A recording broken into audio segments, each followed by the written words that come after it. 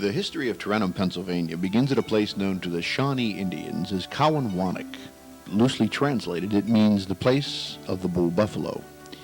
In the 17th and early 18th centuries, the Bull Creek Valley, or Crick as we say here, was still grazing territories for thousands of American bison, as well as bear, elk, wolves, and other animals which have long since disappeared. In about 1728, hundreds of Shawnee refugees arrived in the Bull Creek Valley, situated on the west side of the Allegheny River, a large region known generally to native peoples as Allegheny. The Shawnee had been driven from their ancient homelands in eastern Pennsylvania by advancing English colonists. Headed by Chief Nukakana, the Shawnee settled at the mouth of Bull Creek. Eventually, it became the largest and most important of several Indian villages scattered throughout the region of the Allegheny and Kiskimanatas rivers. It was here in 1734 that Pierre Chartier, a part French, part Shawnee fur trader, established a trading post. Chartier's trading post was the center of the village, which was known for decades afterwards as Chartier's Old Town. Because of its location on the Allegheny River at the mouth of Bull Creek, Chartier's Old Town continued as a major crossroads village long after Chartier moved westward in 1745.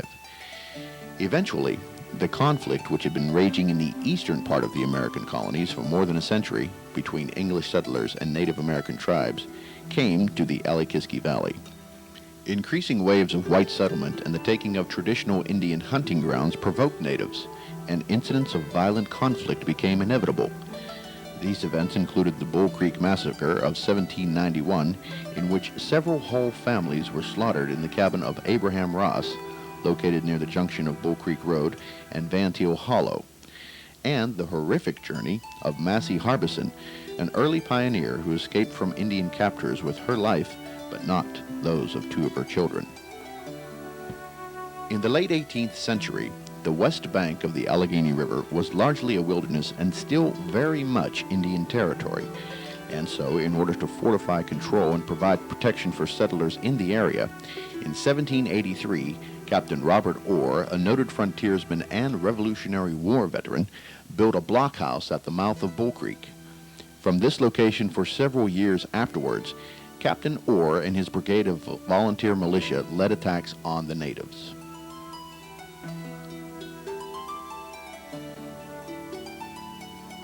By 1796, new families had begun to arrive in Chartier's Old Town, some of them Revolutionary War veterans who had been granted parcels of land as payment for their wartime service. The most notable of these was Felix Negley, who had served with Captain Orr in the Westmoreland militia. Negley held title to a strip of land extending west from present-day Ross Street, Bull Creek, and embracing all of what eventually became West Tarentum.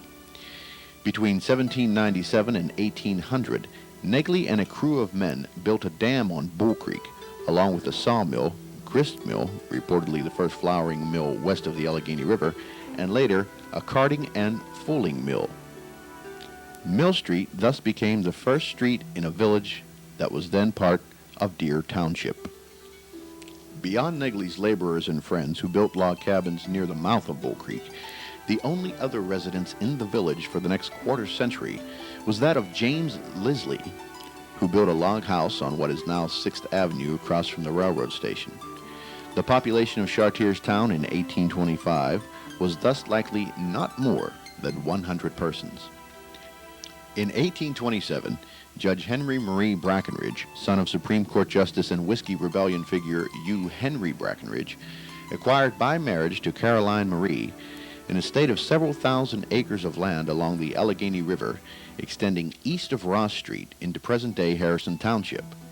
Caroline and Judge Brackenridge built a home known as Oak Grove just west of what became Sycamore Street in Natrona. In the fall of 1829, Caroline gave her husband permission to have a significant portion of the property surveyed and divided into town lots. Shortly thereafter, Judge Brackenridge laid out the streets and named the growing village Tarentum, the Latin name for the colony of the ancient Greeks on the Gulf of Tarentum in southern Italy. This is true, despite the tale that Brackenridge, or Negley, or the Indians, depending on who tells the story, built a row of homes along the Allegheny River, simply Tarentum. At any rate, Tarentum succeeded from East Deer Township and was formally incorporated as the third borough in Allegheny County in the year 1842. At that time, it included sections to the east, which eventually became Harrison Township in 1863. The establishment of Tarentum Borough was one of many achievements in the life of Judge Brackenridge. He was an eloquent and progressive champion of human rights.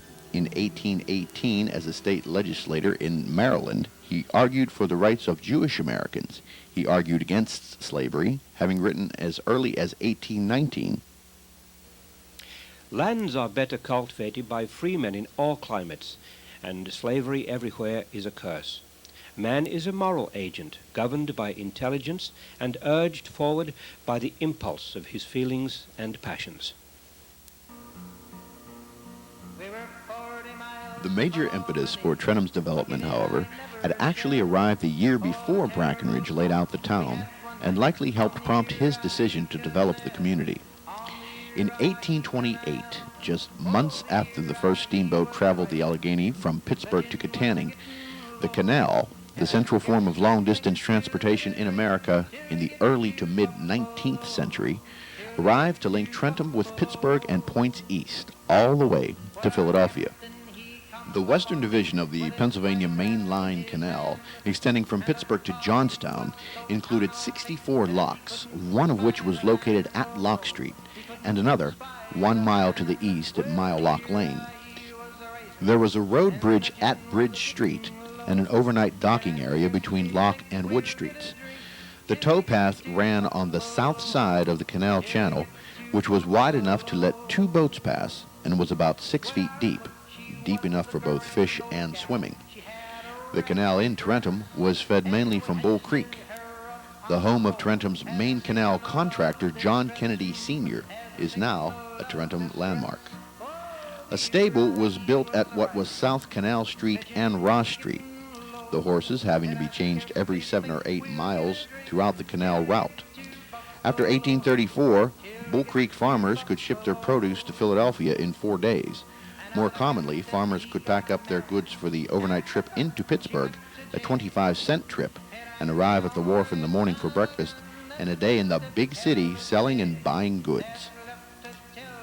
The canal gave such life to the community that in just a few short years, the population had grown to 300 persons and included the following businesses: 6 salt works producing about 70 barrels a day, 2 coal mines which supplied Pittsburgh and Philadelphia with large quantities of coal, 1 steam grist and sawmill, a water sawmill, 1 fulling and carting machine mill, 2 blacksmith shops, 1 wagon and coach maker's shop, 3 house carpenters, 1 brick and stone mason, 3 cooper shops, 2 shoemaker shops, 1 tailor, 2 dry goods stores, and 2 taverns. There were 2 churches, Presbyterian and Union, a brick schoolhouse not yet finished, and a post office. In 1845, John Hemphill opened the first tailor shop at the corner of Lock Street and what is now 6th Avenue. Nathaniel Miller, Samuel Morrison, Mrs. Jameson, and John Stewart were merchants, and the physicians were Dr. Robert Dunn and Dr. Goodwin.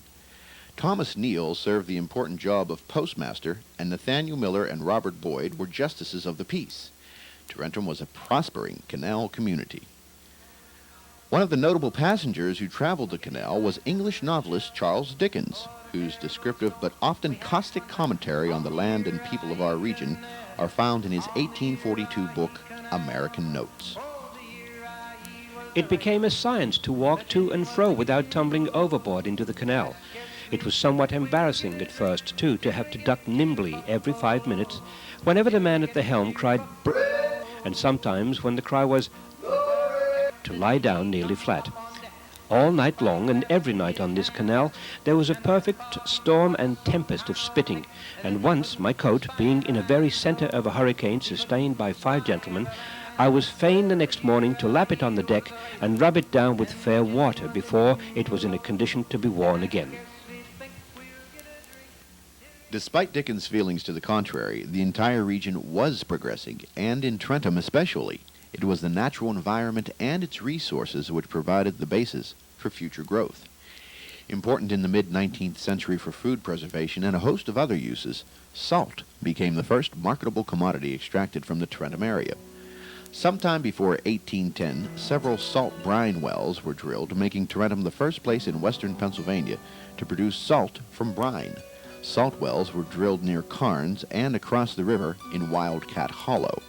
In 1850, a group of Quaker businessmen from Philadelphia founded the Pennsylvania Salt Manufacturing Company in that section of East Tarentum that in a few years became Natrona, after natron, the Greek word for salt. Penn Salt manufactured a wide variety of salt and soda alkaline byproducts, from lye for home soap making to chemicals used in the manufacture of paper and wool to chemical explosives used from the Civil War through World War II. Downriver, in what was then East Deer Township, Thomas Keir established a salt refinery in 1840 on the site where Greco Scrapyard presently stands. In 1845, Keir and his son, James M. Keir, accidentally discovered the first oil in the United States while cleaning their salt wells. Not pumping their wells on Sunday, the oil which had gathered on top of the salt well over the weekend had to be pumped out. The oil was contaminating the brine wells of the Keirs and their neighbors. But knowing the local Indians had used oil for soothing aching muscles and joints, Samuel Keir, another son of Thomas and a Pittsburgh druggist, bottled and sold the liniment as Keir's Rock Oil, or Magic Oil. Keir established a refinery in Pittsburgh at the present-day corner of Grant Street and 7th Avenue. Keir also began using the petroleum as crude illuminant around the salt works.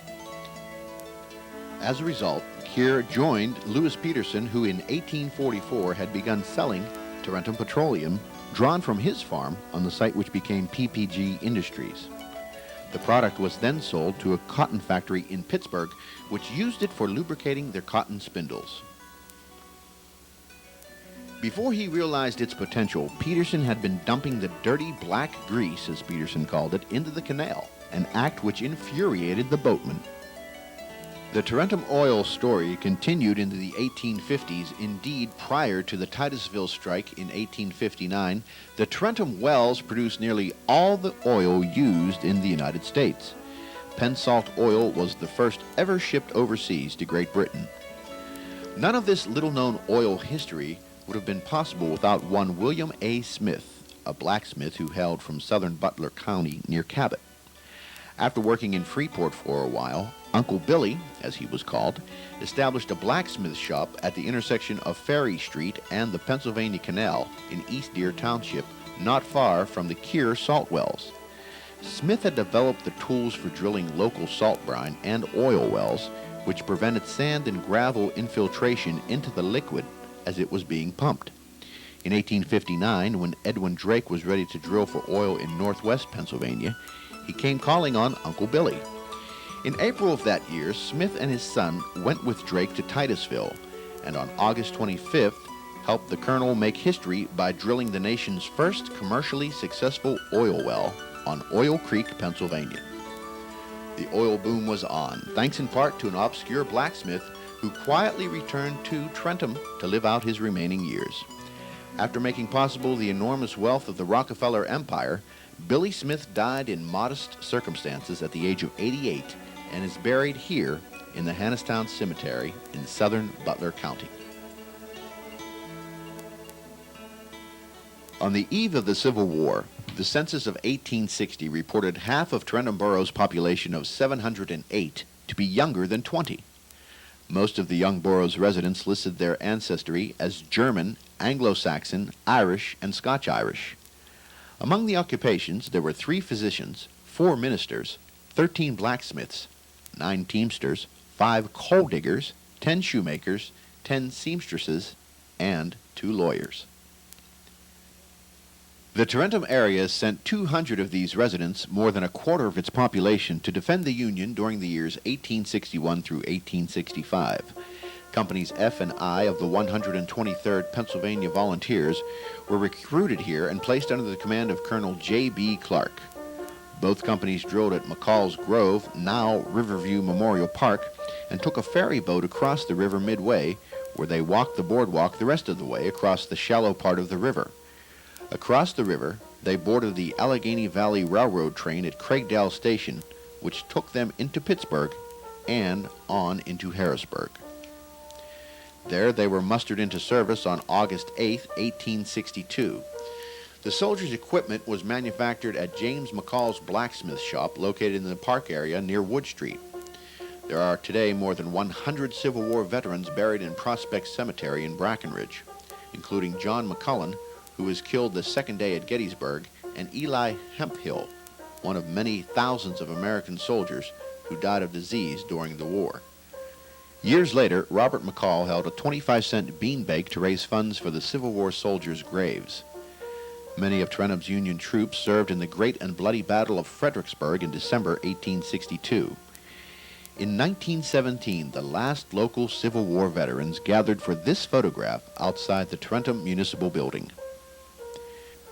During the years of the Civil War, a great flood struck the Tarentum area on the ironic date of March 17th, preceding an even greater St. Patrick's Day disaster by nearly 70 years.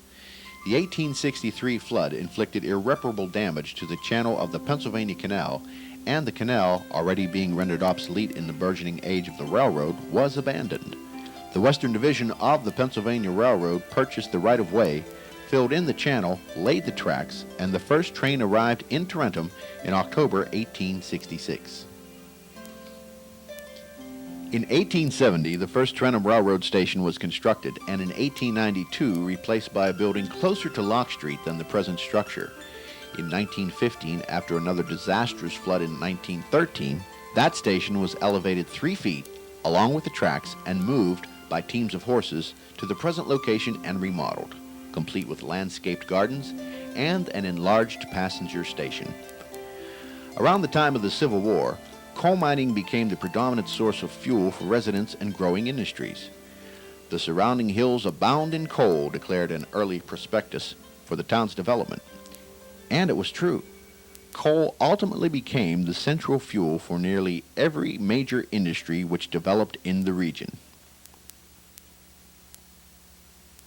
Mining was very dangerous in the early days. It started just after the Civil War in this area. The earliest accounts we have of mining coal in the area are down at Fort Pitt, which was Fort Duquesne back in the early 1700s. They were going up to Mount Washington, mining coal, bringing it down to the fort in order to heat and do their cooking with. If one were to take a trip in 1918 up what now is 28, Route 28, and go from Pittsburgh to Katanning, you would notice that there are several valleys going up along 28, and up these valleys were several coal mines. They were employing anywhere from maybe 5 or 6 men up to as high as 1,000 men. And as you got further up into the valley, you have different places that started their businesses there, like PPG. These were all businesses and these were all factories that were started because the coal is here. Coal was very important to this region. And if I were to sum up one word that started the Industrial Revolution in this valley, it would have to be the word coal. An old coal miner would always talk about redneck. He would get redneck inside the mine. One of the things he would do would take a piece of coal, he would wash it off out of his lunch bucket, put it in his mouth and suck on it to get rid of his heartburn. While salt and coal were crucial early resources, it was glass-making which ultimately identified Tarentum as a manufacturing center within what was known around the world as the Pittsburgh District, or the Workshop of the World. In 1874, the Lippincott Bottling Company purchased the lot at the corner of First Avenue and Bridge Street. Their plant was taken over by C.L. Flackis in 1879, which continued its operation until the 1930s. In 1884, 2 Pittsburgh area glass producers moved their works to the Tarentum area, Chaloner and Taylor Company and Richards and Hartley. A decade later, the Tarentum Glass Company was organized. For the next 25 years, all 3 of these produced some of the finest tableware and pressed glassware in the world.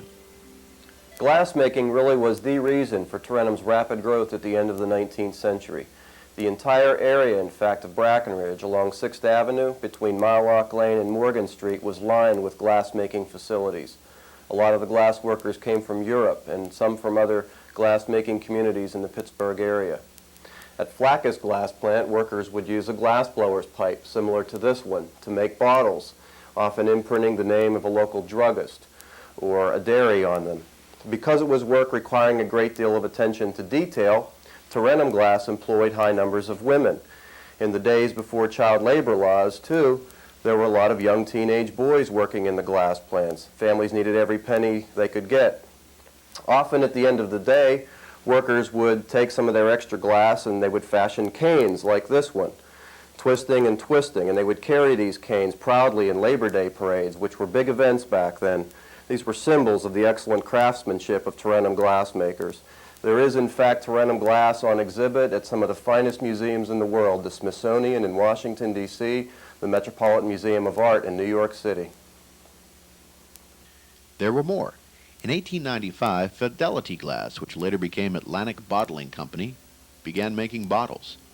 In 1892, the Tarentum Mirror and Art Glass Works, known as Heidenkamp, was established on West 7th Avenue near Center Street, later moving to Springdale.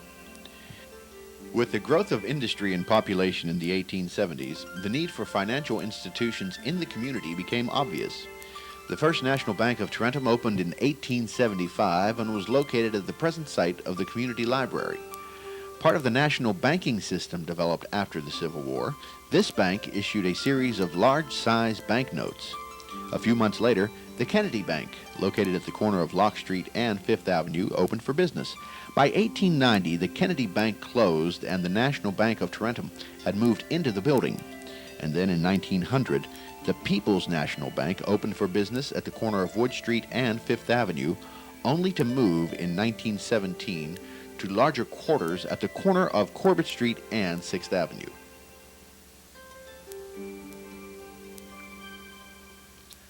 Before arriving in Tarentum during the spring of 1880, Captain John Baptiste Ford had been many things, including a riverboat captain on the Mississippi River during the Civil War. When he came to Tarentum, Ford possessed an interest in establishing a facility to manufacture plate glass. Several attempts had been made by other men, but Ford was determined to use the combination of an abundant supply of natural gas, coal, and sand and gravel from the nearby Allegheny River as the keys to making it work. After going bankrupt in New Albany, Indiana, in his first efforts to produce plate glass in this country, he borrowed $100 from one of his workmen, and he parlayed that into a fortune. He took the $100 that he borrowed, got on a train with a glass sewer pipe under his arm. He owned the patent to this glass sewer pipe, and he was heading to New York City to sell this to the New York City officials who he heard were going to put in a sewer system. He sold that patent for something like $40,000. So from that $100, now he had $40,000. I'm always reminded of Ben Franklin walking into Philadelphia with a loaf of bread under his arm. Picture Captain Ford going to the big New York City with a glass sewer pipe under his arm. While he was on the train, he met General Fremont, a hero of the Mexican War. And we were not sure how he managed this, but he was convinced that he could sell land that America had won in the Civil War along the, not the Civil War, but the Mexican War, 1845, along the Mexican border. So he picked up another $20,000 in selling real estate. So now that he had parlayed that $100 into $60,000, at that point he went to the New York bankers. Well, he'd gone to the Pittsburgh bankers first. They turned him down. He wanted to build a glass plant at Creighton. He believed this would be the best place because there was a new fuel he wanted to work with, that was natural gas. And he was probably the first person in the world to use natural gas in the production of plate glass.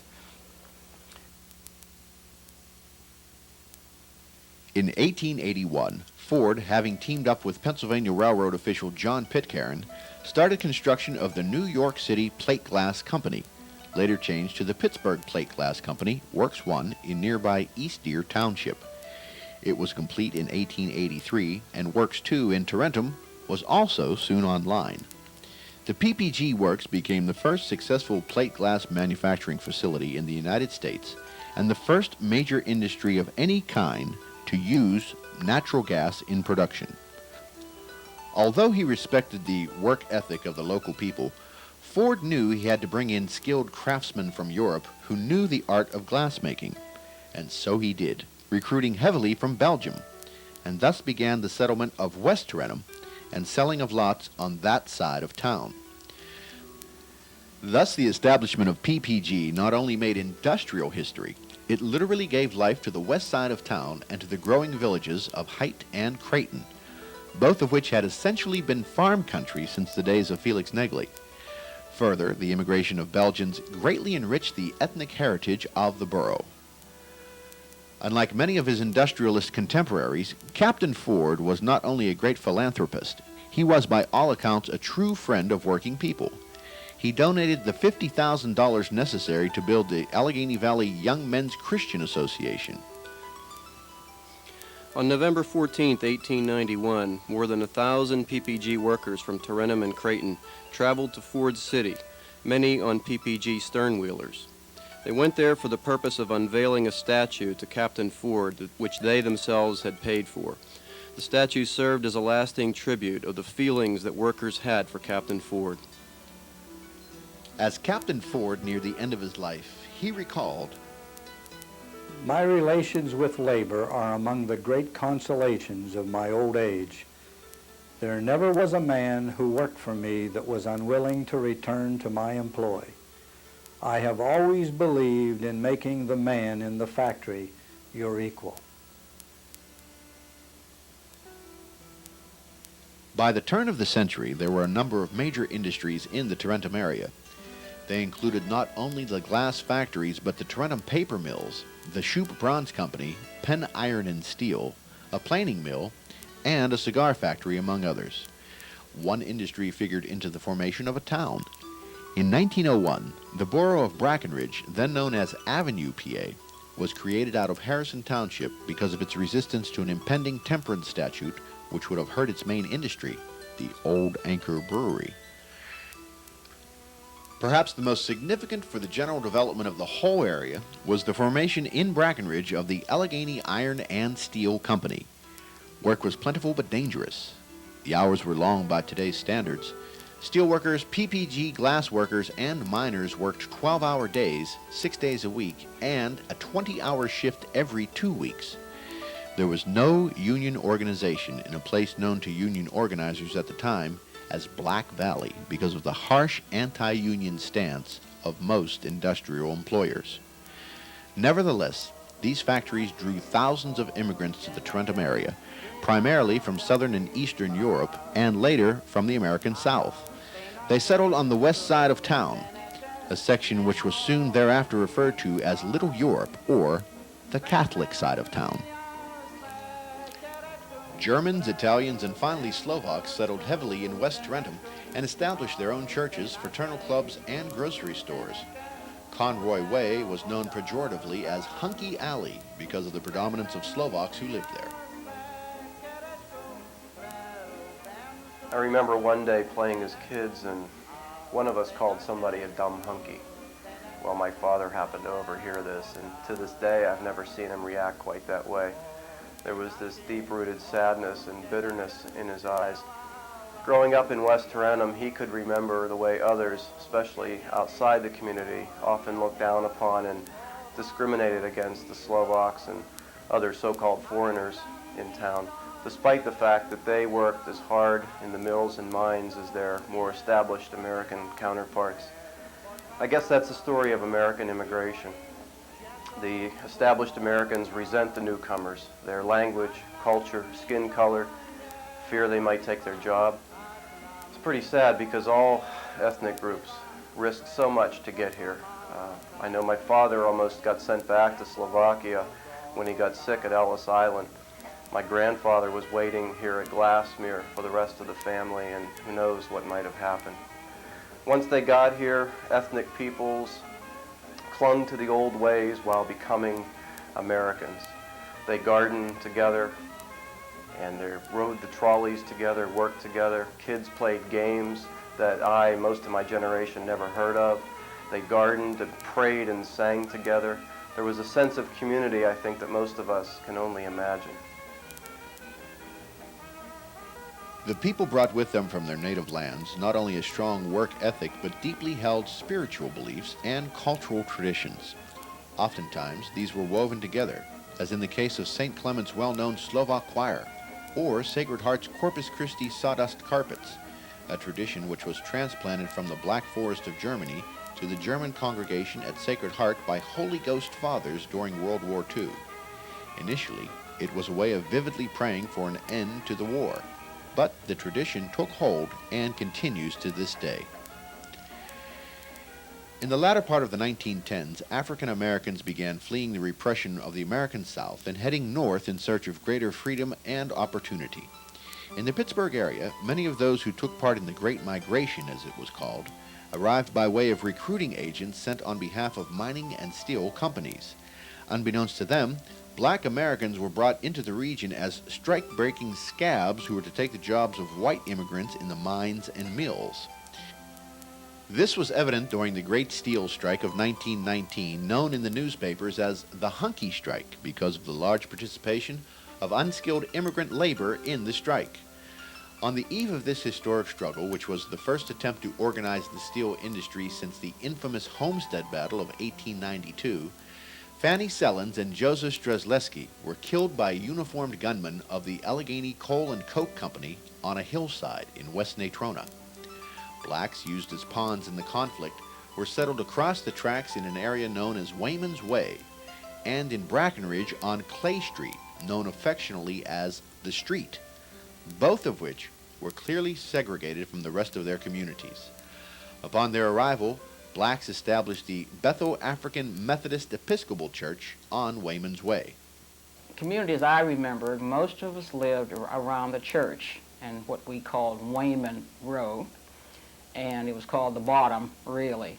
And they were row houses, and we all lived around there. Most of them, I'll say most of them, because everyone did not live there. But that's when they recruited from the different states. Those were the houses that were available to them. And so it was, as we remembered as children, we didn't know that we were segregated, but we remember just being a close-knit community. We went to the schools that were there, 3rd Avenue, 2nd Avenue, those places, but we always came back to where we lived.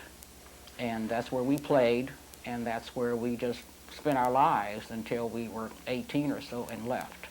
You know, even those who went to the service, that's where they all lived, you know, so you just accepted it as that. But it was a good life, I think. Although generally welcomed, European Catholic, Jewish, and African American immigrants to the Allegheny Valley were met with some fierce resistance, especially during the 1920s at the height of the Ku Klux Klan resurgence in America. Recollection of people telling me that there was a Ku Klux Klan. The Eastern European people, immigrants rather, lived in West Tarentum with the blacks, and it was a direct distinction between West Tarentum and East Tarentum, and where we could go and where we could live. When blacks first came into Tarentum, West Tarentum, they lived on West 7th Avenue, but little by little they were taken out of those homes and were forced down into what we now call Wayman Row. And in recollecting and hearing people talk about the Ku Klux Klan, how they were against Catholics and against blacks, and you knew that you stayed in West Tarentum except when you went to the schools, and you were not accepted in what they call the East Tarentum section of the town.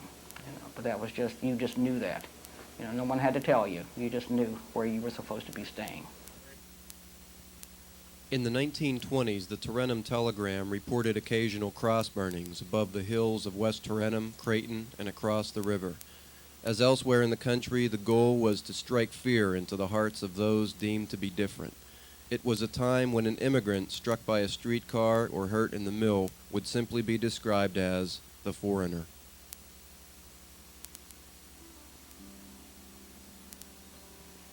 Calamities and disasters have often brought out the best in Tarentum people, their ingenuity, bravery, generosity, and their spirit of volunteerism. Such was the case during the flood of 1891, which saw the Allegheny River rise higher than anybody could remember and caused severe illness throughout the community. Likewise, in the first years of the 20th century, the rising number of waterborne diseases and industrial accidents prompted several physicians of the Tarentum area to establish what was first called the Allegheny Valley General Hospital. Formerly launched in 1906 by a group which included benefactor Henry Morgan Brackenridge, Dr. George M. Getz, Dr. William Arnold, and Mr. Frank H. Clay, the hospital began service on January 28, 1909 in the Barr residence on 2nd Avenue. Quickly outgrowing that building, in October 1909, the hospital group purchased the large residence on West 7th Avenue, originally built by Captain John B. Ford. Remodeled by the firm of Sefton and Myers, the new Allegheny Valley Hospital opened in August 1910. It was at this location that the first class of the Allegheny Valley School of Nursing graduated in October 1914. However, this structure would also soon prove too small, and plans were underway by 1915 for the construction of a new hospital.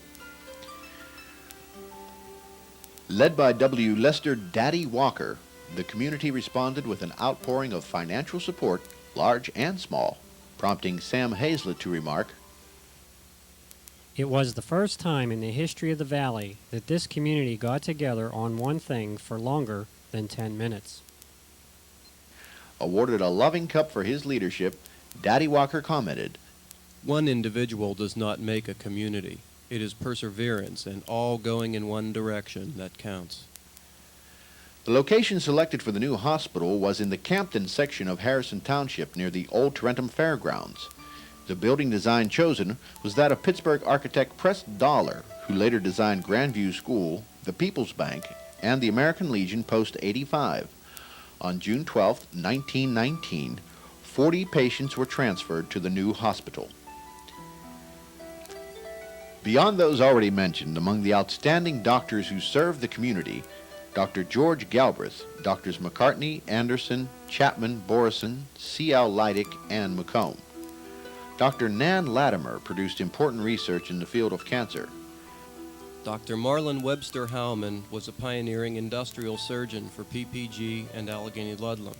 His brother, Dr. Glenn Howman, was the father of Dr. Daniel Howman and Dr. Stephen Howman, founder of Medrad and the inventor of several critically important medical instruments. And Dr. John Pasek, who proudly hailed from the west side of town, was a leading physician in the valley and later worked to inspire reinvestment in downtown Tarentum by building medical offices. A similar spirit of community service arose following the Great Fire of December 21st, 1885, in which most of the 6th Avenue business district was destroyed. Bucket brigades fought with great futility to douse the fire. Only barrels of salt prevented further destruction of the town. Soon after the fire, the first volunteer fire company was formed. Known first as the Independent Pump and Hose Company, it was later renamed Eureka Hose. In 1898, the Highland Hose Company was organized, and in 1906, West Tarentum residents organized Summit Hose. In 1886, Captain John Baptiste Ford of the Pittsburgh Plate Glass Company donated a hose reel to the residents of the 3rd Ward of Tarentum. He suggested it be stationed on West 9th Avenue, as you have a church and a bell to ring. The Ooze family on the corner of West 9th and West Alley donated part of the barn to be used as a place to station the hose reel. December the 23rd, 1896, St. Peter's Church ignited. The hose companies from Tarentum all responded. The water was used to protect all the homes around St. Peter's Church. The church itself burned completely down to the foundation. January the 29th, 1906, the Fritz Sheeran Meat Market caught fire. It was a large fire. All three Tarentum Hose Companies and the Brackenridge Fire Company responded. After the Sheeran fire, Mr. William Nicholas called a meeting, and the Third Ward Hose Company changed to Summit Hose Company. In 1908, they moved on to West 7th Avenue.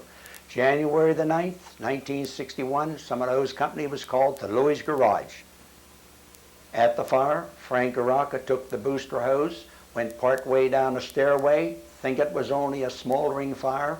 He used the fog nozzle with the intention of trying to put the fire out. Al Felice, the fire chief, John Collins, and myself was right up on top. We responded, and just then we had an explosion. Frank's body was thrown across the street. I went partially under the fire truck. Al Felice went 30 feet down the street. John Collins, we were all sent to the Allegheny Valley Hospital. January the 12th, 1961, Frank Garaka passed away. No organization better exemplifies the spirit of community involvement than the Tarentum Brackenridge chapter of the American Red Cross. During the First World War, their activities both at home and abroad were many and included the sewing and preparation of comfort kits for servicemen, surgical dressings, hospital supplies and garments, and other knitted articles. They also supported Liberty loan drives and war fund campaigns and provided emergency hospital, nursing, and sanitary service during the great influenza epidemic of 1918. It would be much the same during World War II, when Helen Sefton Knight, well known in the community as the organist of the First Presbyterian Church, piano teacher, and civic leader, took on the leadership of the local branch. I was in bed one morning. Somebody called, said, we'd like you to take charge of the Red Cross. I said, what? Because nothing had been done, you see, up to that point. They said, well, we'll come up, we'll take care of you. So they did. They had it all cut in Pittsburgh, like 5 shirts, man's shirts, 10 little boys' shorts, each one in a bundle with the thread and whatever you needed to do it. And that kept going on for, I guess, about all through the war. We did a lot of good that way. A lot of stuff made. Throughout the late 19th and early 20th centuries, there was steady progress in the improvement of public transportation and infrastructure in Tarentum. Strangely enough, 2 polls taken in 1874 showed the community somewhat divided on whether or not to install streetlights. Nevertheless, 15 oil street lamps were installed that year at a cost of $132. Until Corbett Street was paved in 1897, all the streets were dirt and mud, depending on the weather. There were several livery stables on either side of town. Some, like druggist James Staley, chose to get around on a bicycle, one of the most popular fads of the gay 90s in America. In 1898, getting around was made easier with the formation of the Tarentum Traction Passenger Railway Company, forerunner of the Allegheny Valley Street Railway. In 1904, they built a car barn on Adams Street and 2nd Avenue, today the site of Highland Tire, where the trolley tracks can still be found. Eventually, trolley service ran from the west side of town through the east over the viaduct, linking Tarentum with surrounding communities via the TB&B, affectionately known as the Toonerville Trolley, after a favorite comic strip of the time. In 1913, a bitter labor struggle engulfed the trolley industry in the region, with strikebreakers brought in and crowds choosing up sides. Jitney service was revived during the strike as a temporary means of transportation. Richard Curry Essler's poem, The Toonerville Trolley. When I worked summers at Allegheny Steel, my daylight shift in number 3 finishing department was from 6 a.m. to 6 p.m. at 40 cents an hour, so I had to catch the 5:30 a.m. trolley at the west end of the streetcar line near Stockdale Hardware, corner of Ross Street and 7th Avenue. She careened out 7th Avenue into the pink sunrise, stopping once at the double-track bypass, where we waited for the westbound car from the Morgan Street barns. Then we were off in a shower of blue sparks and a cloud of ozone, the wheels groaning and squealing around the S-curves onto 6th Avenue Brackenridge, and thence past the old Anchor Brewery to Mallock Lane and the end of the line. As we all piled off the trolley car, bucket 6 lunch pails in hand, Skipper Harry was right behind us, reversing the woven rattan seats for his return run. The Toonerville trolley was on its way back for the 6:30 a.m. load of millwrights, then back once again to Ross and 7th for the 7:30 a.m. rush of rollers and roughers and heaters and crewmen who were on the 8 o'clock hot mill shift. Skipper Harry was a serious man, dedicated to keeping his schedule and getting his paying passengers, especially the sweat-cap millmen, to the end of the line on time. There were other improvements to infrastructure. After a bitterly contested court battle, the borough in 1918, led by Valley Daily News publisher Charles Preston Howe and Burgess E. Clay White, won the right to form its own water company. Indeed, the borough of Tarentum was a state leader in the movement toward municipal ownership of water and electric power companies. In 1914, the borough replaced its first municipal building at Corbett and 3rd Avenue with a grand new structure on Lock Street. In 1890, one could make a telephone call from Essler's drugstore. If you talked loudly enough, they could hear you in Pittsburgh. With the inaugural paving of Corbett Street in 1897, others eventually followed, along with the installation of concrete sidewalks, most of them done by S.K. Johnston and Son. In 1903, 2 horseless carriages owned by John Hall and Dr. Shoemaker excited the citizens of Tarentum as they slowly plowed through the dirt streets. The car came equipped with a whip in case a team of horses had to tow the car home. Getting news out to the people began with the publication of the Allegheny Valley Times in 1881.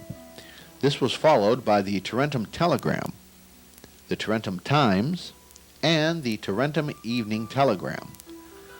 Outliving them all was the Valley Daily News, established in 1904 by Charles Preston Howe, here in this barn on Boyd Street.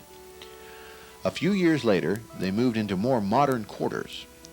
George P. Schmidt, Gene Simon, and George Stewart were some of the great journalists involved in the publication of the paper. Stewart, who served in both world wars with great distinction, was a revered figure in the borough for both his journalistic excellence and his civic involvement. After the Tarentum-New Kensington Bridge was named for him, Governor David Lawrence noted that he devoted his entire life to serving his community through his chosen profession.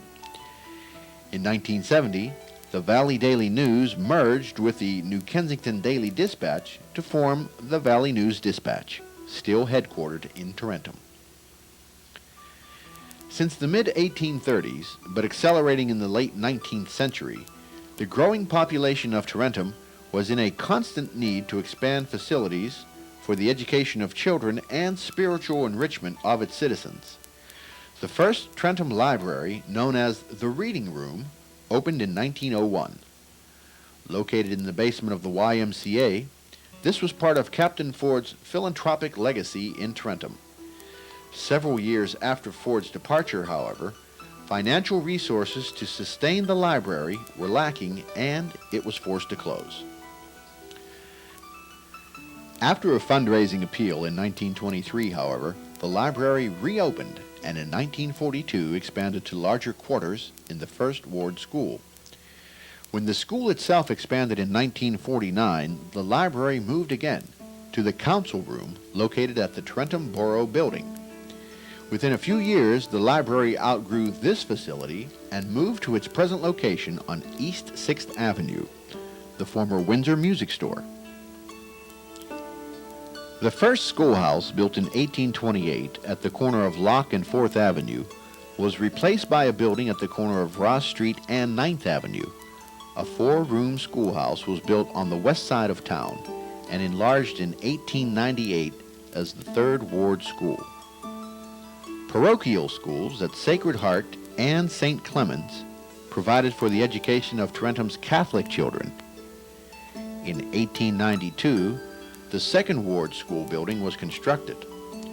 Like the library, the tale of the First Ward School is also one of movement.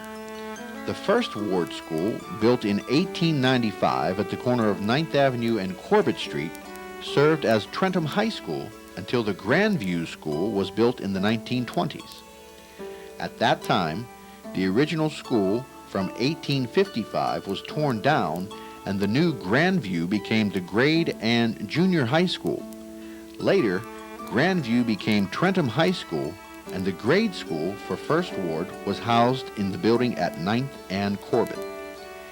Changes continued in the 1960s with the merger of Fawn and Harrison Township and Brackenridge and Tarentum into the Highlands School District. Grandview today has reverted to its original use as an elementary school. Spiritual faith has been at the center of Tarentum's sense of community since the very beginning. Felix Negley, a German Lutheran, welcomed other groups to hold church services in his barn in summer and his home in winter. The Bull Creek Presbyterian Church, the Tarentum area's oldest church, dates to 1794. The First Methodist Church of Tarentum, 1810. The First Presbyterian and United, later Highview Presbyterian churches, both of these date to the 1830s. The Highview structure is one of the grandest and oldest buildings in Tarentum, dating to 1868.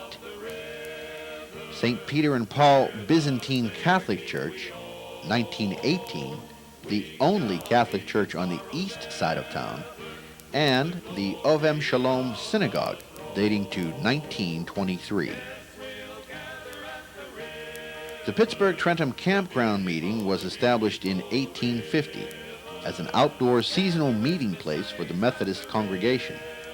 Today, it is an interdenominational place of quiet worship strongly rooted in the sense of faith and community.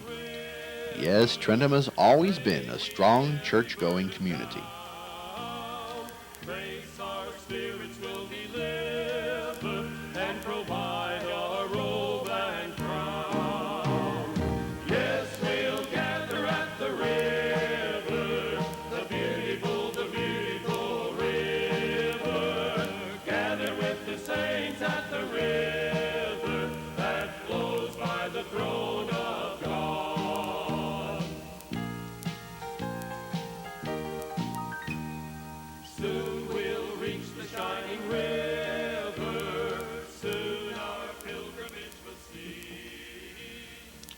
Music also fed the soul of Tarentum people.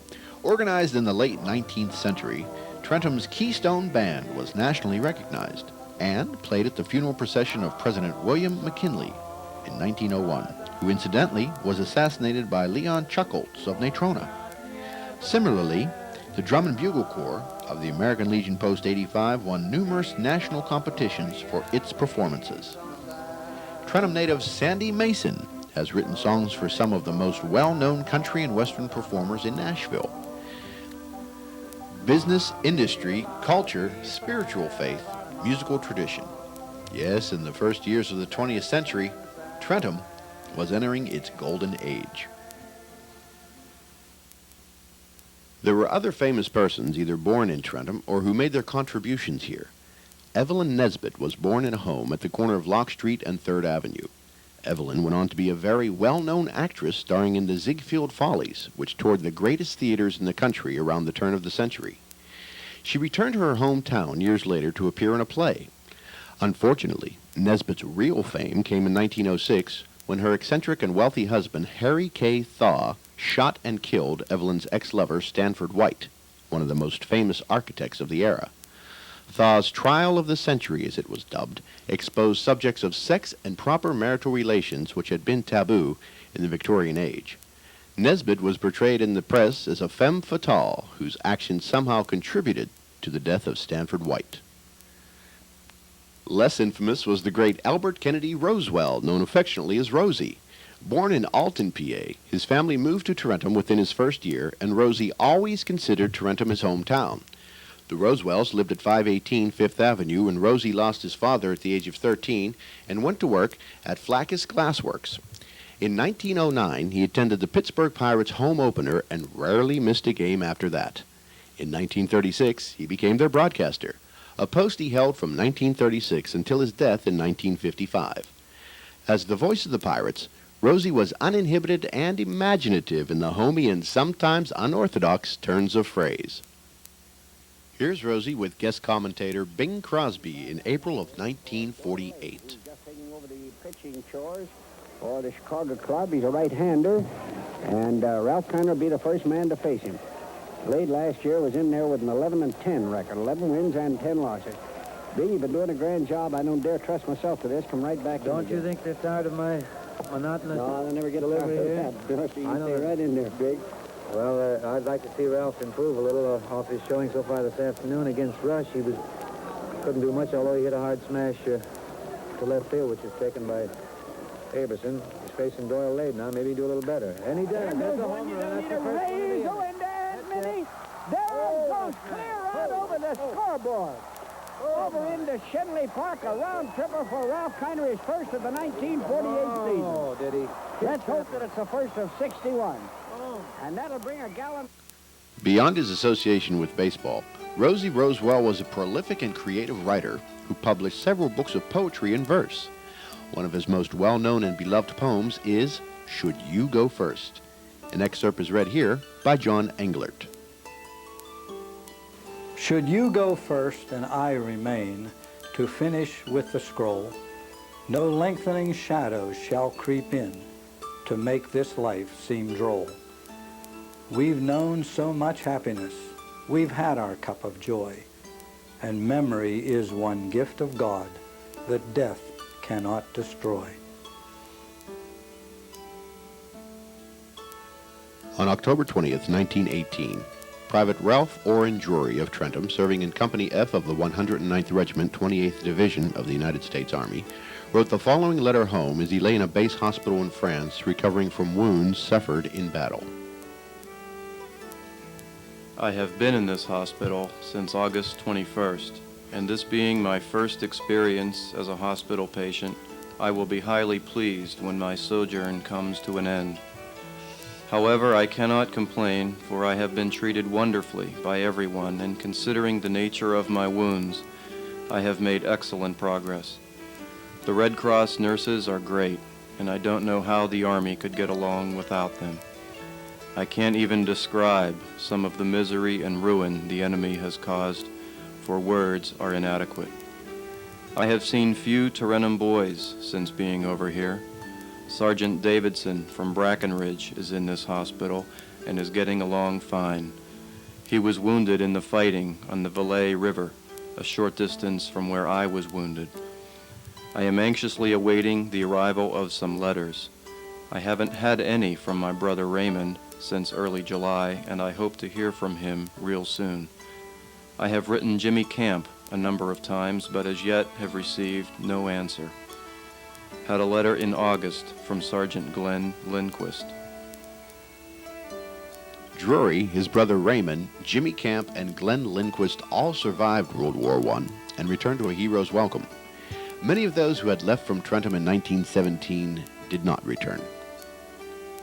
Dr. Chester Cameron Wood, who rose to the rank of lieutenant commander, survived the war only to die at sea of pneumonia on the return voyage home. Like much of America, Tarentum experienced a remarkable business boom in the years following World War I. Part of this construction legacy is the Tarentum Post Office. This era also saw the establishment of Tarentum's Riverview Memorial Park. Led by Burgess J.K.F. Weaver, the move to purchase the riverfront property was a progressive step for the borough. Over the years, thousands have strolled there, had wedding pictures taken, listened to band concerts, and played on the cannons overlooking the river. It remains the only riverfront park anywhere near its size in all of Allegheny County. The chief means of crossing the river during the 1920s was the ferry service operated by Walter Fuhrer at the foot of Wood Street. Also available was Reniff's Launch, from which were ferried swimmers to and from his boat dock at the foot of Corbett Street, across the river to Renoff's Beach.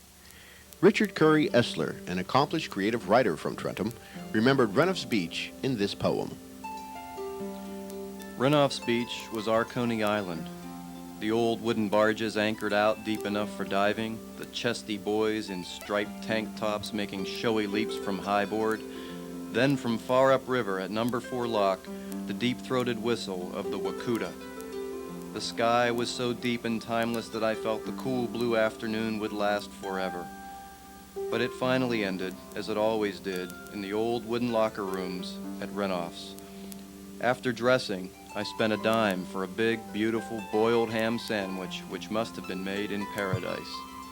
Then, with a damp towel around my neck, wet hair blowing in the river wind, feeling tired but smooth as silk, I rode the big launch back across the Allegheny to Renoff's Landing into the end of a perfect day. In October 1929, the business boom, which had sent America roaring through the decade, came to a screeching halt with the collapse of the stock market. The impact in Tarentum, as elsewhere in America, was profound. Local industries laid men off by the hundreds, and businesses put out signs saying, "No help wanted." The First National Bank and Trust Company, like thousands of banks around the country, closed its doors. The Great Depression held the Allegheny Valley in its grip for the next decade. Back in the Depression, when the people were hard up, especially like in the winter, if you was out of coal, you'd go up and try to get an appointment with Harry E. Sheldon, the president of Allegheny Steel, and tell him your problem. He'd give you an order for 25 bushel of coal to this Rao, man by the name of Rao. He'd deliver that coal for you. Or if you went up there and your children didn't have pants or shoes, he'd give you an order to go to Harry Rabinovich's clothing store on Brackenridge Avenue, and Mr. Sheldon would pay the bill. We had a relief station on Brackenridge Avenue down there where Garrett's roofing is, a furnace and roofing. That used to be where you used to go and get, during the Depression, you got the surplus food or whatever they call it. The WPA and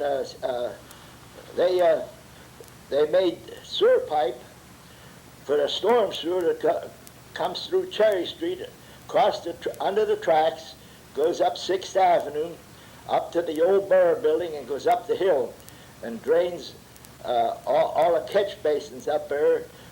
When you get big storms in that, it takes all that rainwater down into that storm sewer, down to the river. And they also helped, after the 36 flood, they helped remodel the fire departments up there in a borough building because it was damaged by the high water. They built all the Argonne Drive, all that stonework along the hill there, going up Argonne Drive from Natrona. That's all done by the WPA. And they also made the football field up at Harbrack. And then they did a lot of work inside the school building, the WPA. They built a water plant up there. If you go up there and look at it, it's a WAP project. They have their stone right above the windows there. They made that new water plant for Tarentum Borough. Yeah, the football field stadium down in Tarentum. They put the bleachers in there. See, before that was all wooden bleachers. Then during the Depression, they put them bleachers in. WPA did a lot of work on the parks down the Tarentum Park, in the Brackenridge Park, that honor roll in Brackenridge, and at Soldiers and Sailor Monument. There's stonemasons and that. They worked for years cutting them stone to make that in the park in Brackenridge. In down Tarentum, they did a lot of work there. They had a blacksmith shop and everything down at the field house. They did a lot of work sharpening tools, and for the different projects that they was working in Brackenridge and Tarentum and Natrona, that's where they come to get their tools, the picks and chisels and that sharpened. All them fire trails and different things up in the big woods up in the Allegheny Forest and that was all done by the CC Camp boys. They did all of that. a little bit meant a heck of a lot back in those days. Even if you had a garden in your backyard, and that I know my mother always had onions and tomatoes and parsley and different things. The neighbors' ladies, when they was making their Sunday dinner, they wanted parsley and onions right from the garden. They used to send their girl or their boy down to my mother so that she'd give them some parsley and onions or a tomato so for their Sunday dinner. Can't forget it because facts of life. It's survival. On Tuesday morning, March 17th, 1936, the Allegheny River was in the living room of hundreds of Tarentum residents. By the end of the day, thousands would be forced from their homes in the greatest flood in western Pennsylvania history. Although no one from Tarentum perished, the flooding did leave more than 200 dead in 14 states, from Maine to Kentucky, and hundreds of thousands homeless.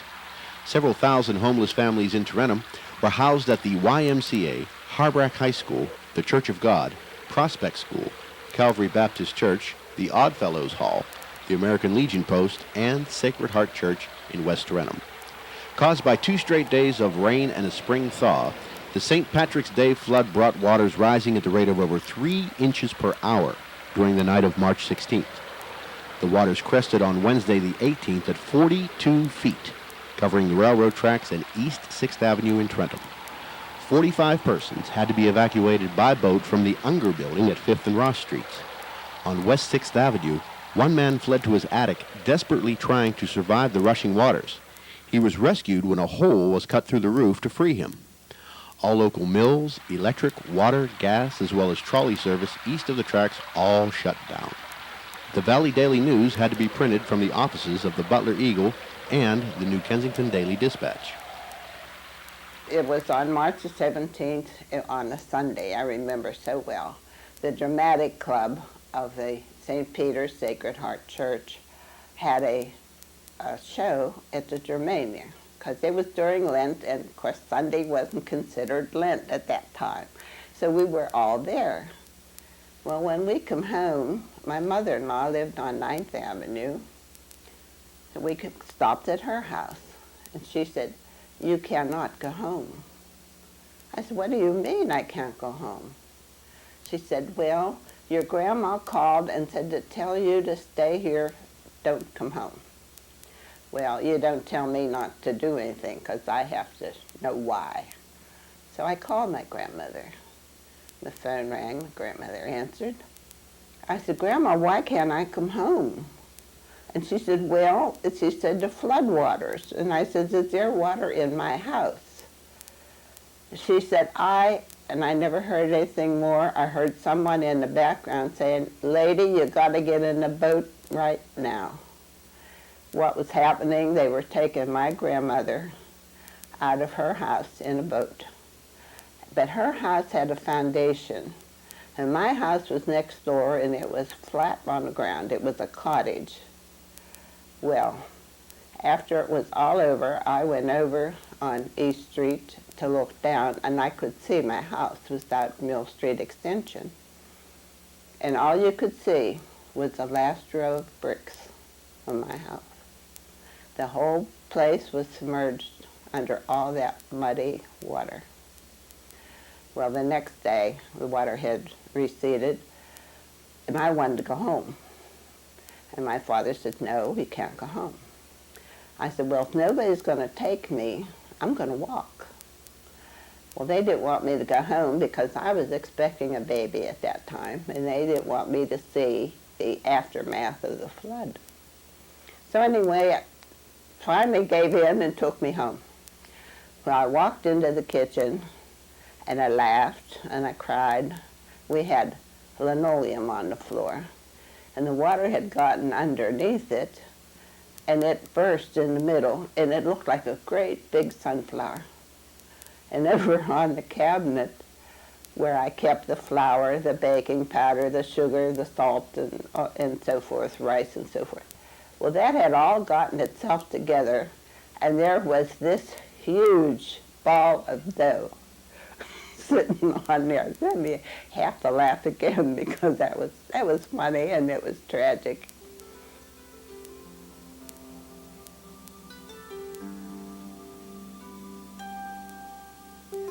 Ooze and Desolation describe the scene in Tarentum.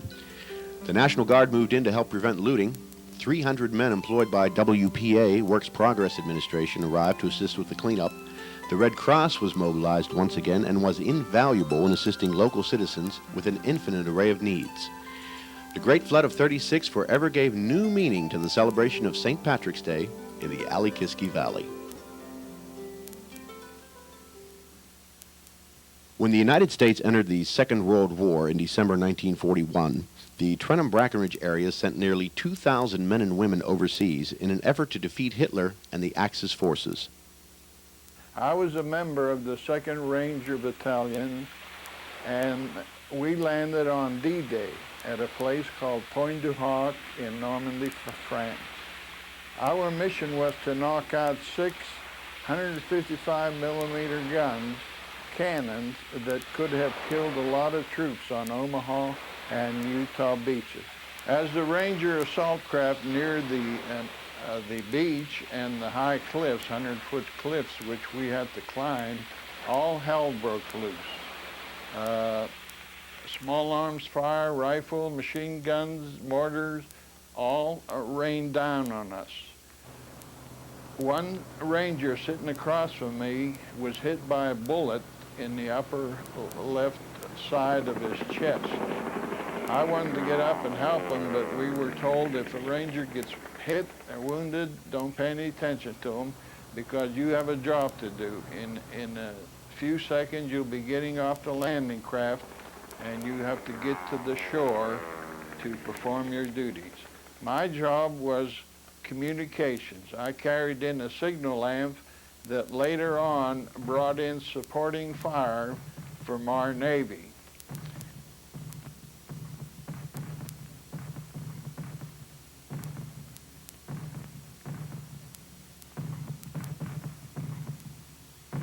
I was very proud to be a part of this mission at Point du Hoc, Normandy, France, because we knew we had a job to do to destroy Hitler's army. And this was the beginning of the end, they call it, the landing in Normandy. And it gives me great pride that I was a part of that. And we live in a free world today because so many American soldiers fought on those beaches and throughout Europe. At home, food was rationed as coffee, meat, and butter were purchased with food stamps. Gasoline was hard to come by. Victory gardens were planted. Local industries, whose shop floors and offices were stocked heavily with women, worked overtime to produce the necessary steel, coal, glass, paper, chemicals, and aluminum to help win the war. Allegheny Ludlam received an E flag for excellence in production from the government. Service flags with a star on them were flown in windows of families who had lost a loved one in the war. Sister and mother pins were worn by those who had a family member in the service.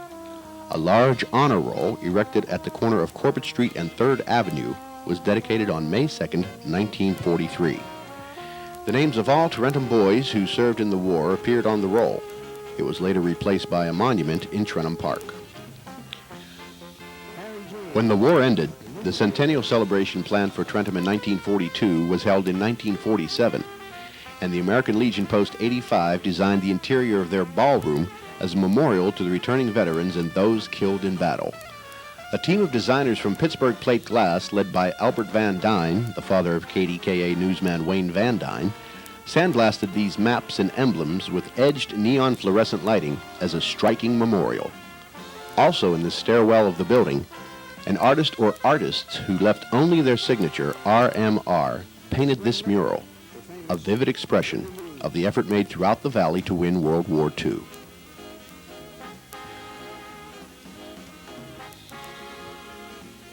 In 1936, the Tarentum Directory listed the following business establishments in Tarentum: 28 grocery stores, 9 meat markets, 4 fruit stands, 10 confectionaries, 5 dairy stores, 3 bakeries, 7 pharmacies, 9 lunchrooms and restaurants, 10 clothing shops, 7 shoe stores, 8 repair shops, 2 tailors, 8 cleaners, 7 furniture stores, 3 flower shops, 4 jewelry stores, 7 variety stores, 13 barber and 11 beauty shops, 8 real estate and insurance agents, 5 car dealers, 16 service stations, 4 hardware stores, 2 blacksmiths, and 58 miscellaneous other business establishments. Tarentum's population was at its peak of more than 10,000 citizens, and business was booming. Several years ago, my mother received the following letter. Was riding through West Tarentum this AM, and a flood of memories came rushing through my mind. Remember Dennis's Bakery, where they made those delicious sponge cakes? How they always smiled and called each person by name. Never was a good bakery like that anywhere else. Then, just a little further down on the corner was Jim Mertlin's father's drugstore, where he employed as many young people as possible. Just keep going on down the street with me, Catherine. Do you recall Ryder's Fruit Market and Colligan's Candy Store, where they used to give you a little brown bag with a lot of candy for a penny? Now we're almost down to Altani's insurance business, and there was at one time a 5 and 10 cent store called Christie's. Now what I recall of the stores on West 7th Avenue were Motosicky's Jewelry, Summery's Hat Store, Praco's Grocery, Friedman's Furniture, Steve's Shoe Repair. Then in the second 200 block was Klein's Beer Distributor, Bard's, Ryder's Bakery, the Grand Theater, Butler A&P, Mainz's Drugstore, Schottenheimer's Funeral Home, and in the 300 block, Painter's Drugstore, Painter's Dry Goods, which carried everything that you would ever want. Davidex Restaurant, Rico Barber, Penn Auto Parts, Baymondi's Shoe Repair, and after Painters moved out, then a Sparkle Market. We didn't have to leave West Tarentum for anything at all. Even with all this, West Tarentum residents did most of their shopping, as most others did, in the great hub of East Tarentum's downtown district. I remember Tarentum back in the early years during the war and right after the war, when it was such a busy place that actually when you went through the stores, you had to go through sideways. It was like elbow to elbow. Especially Murphy's was one of the big stores, and they had a clerk at every counter. Nowadays, when you go into Murphy's in the latter years, you have to bring it up to the door to check out, where one clerk will do it. Back then, they had clerks at every counter, whether it was candy or not. I was a stock boy, and I was busy, always bringing something downstairs, and my wife worked the one counter. And that's when you could go to the confectionery place and buy a hot dog for a nickel, and ice cream was a nickel, hamburgers 10 cents. On the street, or especially a Friday and Saturday, they had a policeman that stood in the middle of 6th Avenue and Corbett Street directing traffic to keep it moving. And you couldn't find a parking place downtown many a time. You'd park way down on 2nd Avenue or even 1st and walk up, or you park on 7th and 8th Avenue. That just shows how busy the place was. Baker's Hardware, his building was on the corner of where the viaduct is. And he started his business in 1875. And the viaduct and his building was torn down in 1949, and he died 2 months later at age 92. So he lived a major part of Tarentum. I was a pinball guy that always liked to play the machines, and there were 6 of us. We always went to the Grill, which was on 6th Avenue, the Star Confectionery down on 5th Avenue, Henry's, which was down in right there before you get into West Tarentum. That was a good place on a Saturday night. And of course, the YMCA was really bustling on a Saturday night. The teenagers had a dance upstairs. And as a teenager, I always had something to do. You had 2 bowling alleys, which one was below the Harris Theater and a bowling alley above the Palace Theater. boating was a great thing back in the early days. Now let's remember, television didn't come in until 1949. In fact, the first show I seen on television was June 17th, 1949, and they had a set up below in the Mason building. It was Miller Brothers, and everybody came to see the first TV program. One business which began quietly in the post-war years would make history. After working several years at Allegheny Ludlam Steel, Don Oberg was determined to launch the production of precision carbide steel tool and dies. He did so here in this small building on 3rd Avenue in 1947. He outgrew the building in just a few short years, relocating to Buffalo Township, and Oberg became a world leader in the tool and die industry. Several of his employees would later start their own tool and die companies, including John Vecchi. For entertainment, one might go to one of Tarentum's many theaters. In 1886, the community's largest commercial building, known as the Oppenheimer Building, was erected at the corner of 5th Avenue and what is now Corbett Street. The structure was originally graced with 2 prominent towers which were removed in 1919. The Opera House, located on the 2nd floor, was used for vaudeville and Indian medicine shows. A skating rink and dance hall were built in the building's rear, while stores like J.C. Vogel's occupied the 1st floor. A year or so later, the Alhambra Theater opened on a lot near East 6th Avenue and Ross Street. Tarentum's 2nd Opera House was an even grander structure. Located on Corbett Street between 6th and 7th Avenues, the Tirico Opera House opened in January 1906 and had a seating capacity of 1,200 and a stage larger than any theater between New York and Chicago. The name of the Opera House was changed to the Nixon in 1907 and then the Harris Theater in 1926. Although the first talking motion picture in Tarentum was held at the Nixon on July 9, 1913, the first movie theater in town was actually located on the 1st floor of the Masonic Temple building. Later on, the Boyd Family Orchestra played here frequently. There was also a theater in the rear of the Praha Hotel and the Theatorium, a short-lived movie house opened by Jacob Oppenheimer but destroyed by fire in 1908. Oppenheimer then opened the People's Theater on East 5th Avenue in 1910. Another theater with a short life was the Dreamland, located on the site of the old G.C. Murphy store on Corbett Street, built and immediately destroyed by fire in 1908. The Star Theater replaced the Dreamland, only to burn in 1926. On the west side of town, there was the Gem Theater on 7th Avenue and the Datola, which later became the Penn.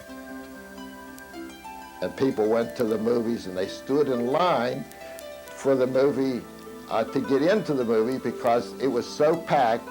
They would ask you, do you want to stand in the back or do you want a seat? And that's when the ushers had a flashlight and they would go down and they knew where the seats were for you to sit.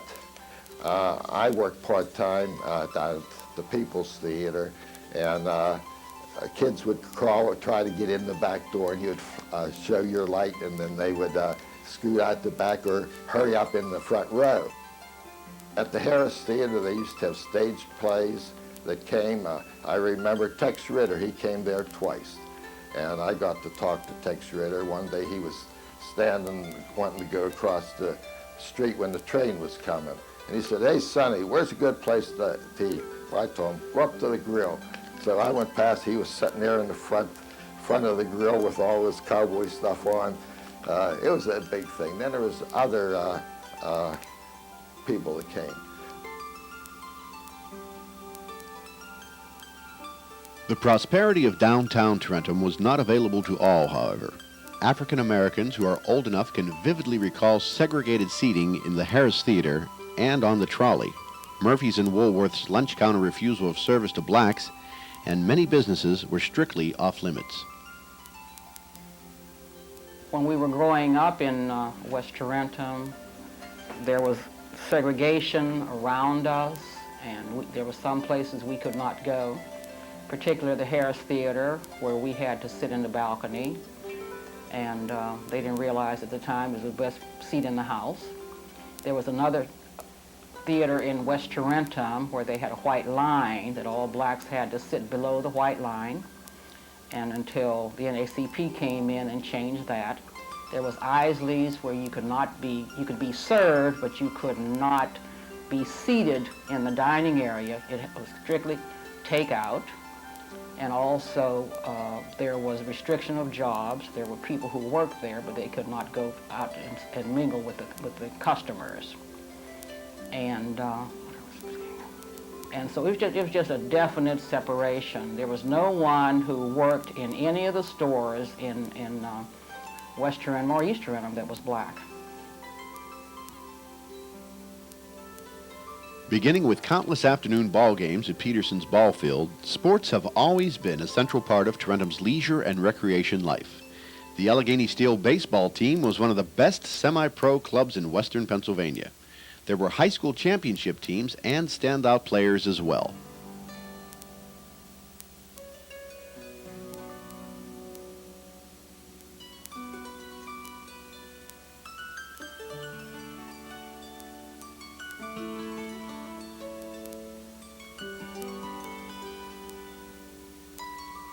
Among the great individual stars and coaches in Tarentum's past are Heine Wiesenbaugh, Clem Schwartz,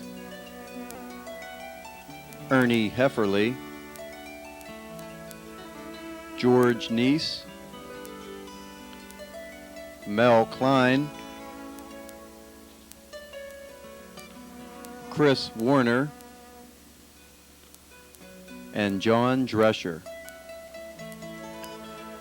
Tarentum High School won local basketball championships 3 years in a row from 1923 to 1927. Many residents can still recall the undefeated, untied football team from the 1940 season. The Tarentum Redcats were coached that year by John Drescher and beat Mount Pleasant Ramsey with a dramatic fourth-quarter touchdown to win the WPIAL championship. More recently, in the final year before the merger into the Highlands School District, the 1968 Tarentum basketball team won its first and only WPIAL championship. Led by Coach Ted Timoshenko, the Redcats beat Albert Gallatin in the championship game played at the Pitt Fieldhouse. Players on that team included Skip Gio, Tony Przenica, Chet Teklinski, Norm Moser, Bruce Nichols, and Dennis Johns. After recovering from a broken wrist suffered as the starting quarterback the previous football season, Gio starred for the Redcats in the finale, scoring 31 points. The Redcats' victory was the final crowning achievement of Tarentum sports history. Several events of the 1950s and 1960s, which appeared at the time to be leaps forward for Tarentum's progress, in the end helped turn the borough's business section on a downhill slide from which it has not yet fully recovered. For decades, Allegheny Valley residents longed for a bridge across the Allegheny River north of the one in New Kensington. At the time the Natrona Lock and Dam were built in the late 1920s, there was much discussion of a bridge between Natrona and Braeburn. Ultimately, through the efforts of local businessmen, the Allegheny Valley Chamber of Commerce and State Representatives Kenneth L. Leidick and George D. Stewart, a bridge connecting Tarentum with New Kensington and Arnold was the preferred route. After decades of engineering and several years of construction, on February 26, 1952, the Tarentum Bridge was open for traffic. The opening of the bridge occurred as yet again men from Tarentum and the surrounding areas were halfway around the world fighting, this time in Korea, in what was termed a police action, but which sure looked like war to the hundreds of thousands who served and the 23,000 Americans who died there. In the years that followed, the Natrona Heights Plaza Shopping Center, and later the Riverview Shopping Plaza in New Kensington and Hillcrest Shopping Center in Lower Borough, all opened for business, drawing shoppers now fully equipped with automobiles away from Tarentum's business district. What happened to cities and small towns across America in the post-war years occurred in Tarentum as well. The combination of suburbanization, our fixation with the automobile, the rumblings of deindustrialization, which entailed the loss of high-paying manufacturing jobs, all of these factors contributed to the decline of Tarentum's business sector and population, beginning as early as the 1950s. A telltale sign of the downward trend was the closing of the Harris Theater in December 1959. Other businesses would follow. The late 1960s brought turmoil to America as the nation was torn apart over the Vietnam War. On May 4th, 1970, 4 students at Kent State University were killed by National Guardsmen in a tragic confrontation prompted by President Nixon's invasion of Cambodia a few days earlier. Valley Daily News photographer John Philo was there and captured this Pulitzer Prize-winning photograph, which sent shockwaves around the world. At about the same time, a different kind of violence was transpiring. An infamous Tarentum native, Stanley B. Haas, went on a shooting and kidnapping spree across several states, which resulted in a nationwide manhunt and several nervous days for the Allegheny region before his capture.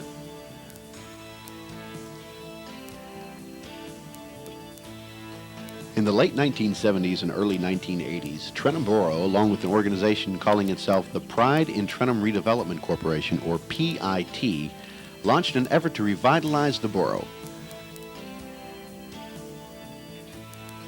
The centerpiece of PIT's work initially was the Tarentum Railroad Station, which had been closed for years and was purchased by the borough's parking authority in 1981. The Tarentum History and Landmarks Foundation worked to place the building on the National Register of Historic Places. And then PIT, together with the borough, facilitated the restoration of the structure. It is now an historical showplace and fine restaurant.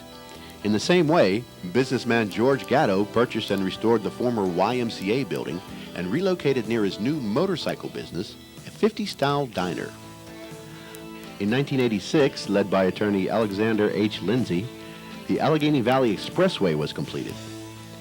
The missing link of this highway had extended from Natrona Heights to Creighton and required extraordinary engineering to complete. Bulldozers cut into the hills of West Tarentum. Bull Creek was covered with what some called the largest culvert in the world, and the Bull Creek Valley was filled in with enough dirt to fill Three River Stadium 4 times. The progress was achieved through the completion of the expressway, but did cause the severing of the community of Job's Hole and the Mill Street Extension area. Although time and developments have taken landmarks from us, many remain vital parts of our community. These are the physical reminders of not only what once was, but of what can be again.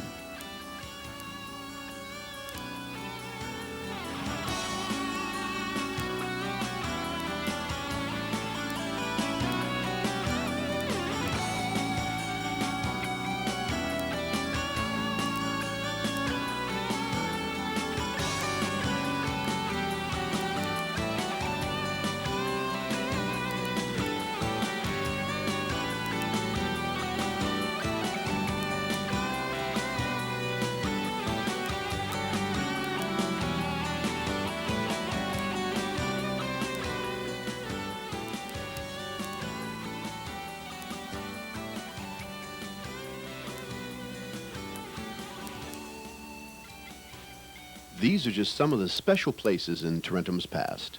Beyond the physical bricks and mortar, however, are the people who have truly made this a special place to live and work, and who inspire the belief that what you have just seen is only a history in the making.